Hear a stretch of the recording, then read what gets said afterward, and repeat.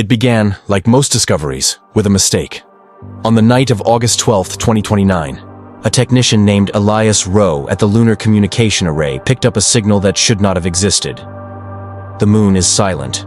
No atmosphere, no radio frequencies.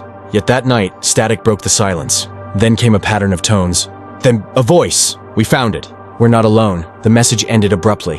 When Elias traced it, the signal bounced from the Sea of Tranquility, near the Apollo 11 site, a place untouched for decades. He logged the anomaly. By morning, the report had vanished. By nightfall, so had Elias. 2 months later, a private lunar probe named Archer 9 transmitted images from the Sea of Tranquility. Among the gray dust and broken craters stood a metallic object, smooth, cylindrical, half buried in shadow. It wasn't part of any known mission. The probe's feed zoomed in, then cut to black, but one final frame survived. A humanoid figure, tall and slender, stood beside the object. No helmet, no reflection, no face, staring directly into the camera. NASA deleted the data within hours, but physicist Dr. Mara Chen noticed something no one else did. The timestamp on the image didn't match the lunar cycle. It was captured 15 minutes into a night that hadn't started yet. The moon, she realized, was moving out of sync with itself. Dr. Chen joined Luna 17, a small research mission sent to investigate. The first night, the crew heard knocking. Not metal contraction, not equipment. 3 knocks, a pause, then 3 more. The airlock sensor detected movement outside. In a vacuum, cameras caught glimpses. A tall silhouette walking slowly past the module, leaving no footprints. The figure turned toward the camera, and for a brief moment, its face shifted to Dr. Chen's own reflection.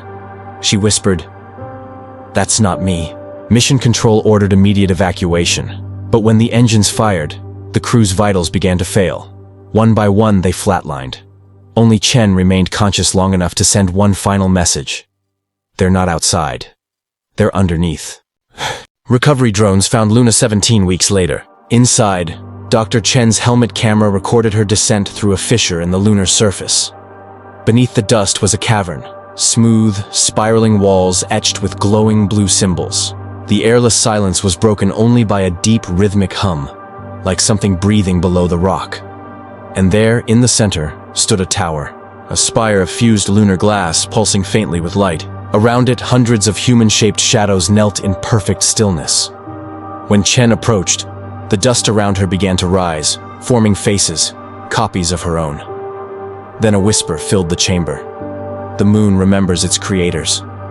The feed ended. Months later, astronomers observed a faint luminescence spreading across the lunar surface. It wasn't reflected sunlight. It was a pulse, radiating outward from the Sea of Tranquility. Then, the signal returned. The same pattern Elias Rowe had once heard. Clearer now, closer. The voice spoke again. No longer human. The experiment is complete. We have awakened. Moments later, every satellite orbiting the moon failed. And on clear nights, if you look through a telescope, you can see it.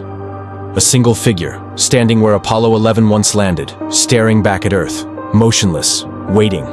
Some say if you listen to the static between radio channels long enough, you can still hear the knock. 3 times. Pause. 3 again.